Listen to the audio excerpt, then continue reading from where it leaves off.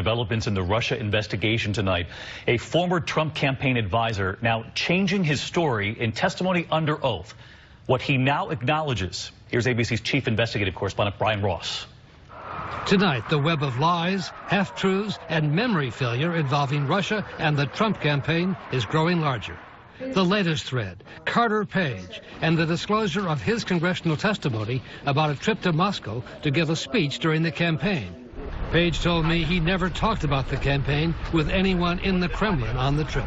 Did you meet with anybody in the Kremlin and discuss the presidential race? Not one word. Not one word. And he said much the same to George Stephanopoulos. I said hello briefly to one individual who is a board member of the new economic school where I gave my speech. But Page, under oath, has now admitted that one individual was in fact the Russian deputy prime minister, Arkady Dvorkovich, and that Page later wrote emails to campaign officials about the meeting, promising incredible insights and outreach from senior members of the presidential administration.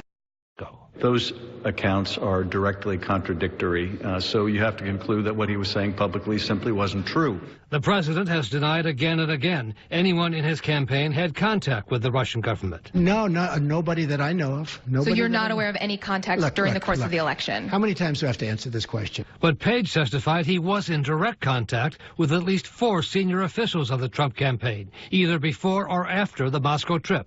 Then Senator Jeff Sessions and campaign aides Corey Lewandowski, J.D. Gordon, and Hope Hicks, now the White House communications director, traveling with the president this week, seen here at the state dinner in Japan.